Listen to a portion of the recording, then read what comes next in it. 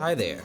I don't mean to alarm you, but we suspect that there has been an issue with your account because a charge tried to come through that doesn't fit your usual pattern. Just give me your account number and online PIN and you can either confirm or deny the charge so that we can get this resolved for you. Sounds pretty legit, right?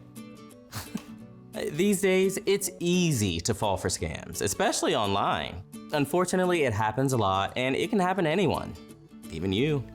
So while we can't give you a magic spell that will protect your money and all the things you value, we can give you a few simple tips that will make it a lot harder for scammers to target you. First and foremost, use different and unique PINs and passwords.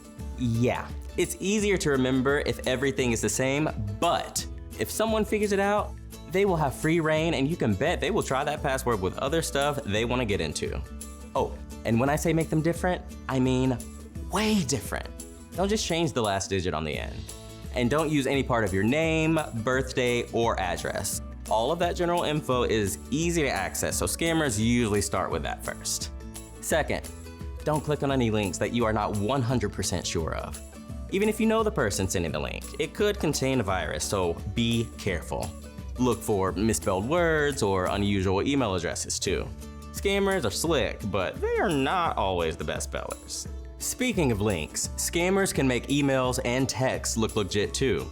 It's called phishing, and not the relaxing kind. But trust me, they are trying to bait and hook you. I'll give you some rules you should always remember. Number 1, your credit union or bank will never, ever call you or email you and ask for your personal information. If it seems weird, hang up and call them back, so that way you know who is actually on the other end. And don't click on a link that you're not expecting or don't know the origin of.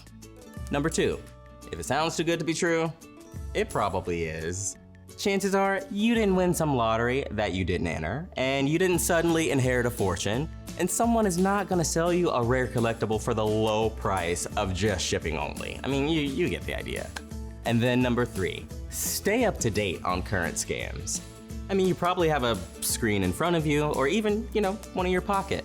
So take a few minutes to do a little research that will help keep you safe. Finally, educate your friends and family members too. Scammers know how to target different age groups and they are very good at it. Too bad they're not good at doing good things. Anyway, stay safe, hope this helps, and check out our other videos for all your financial questions.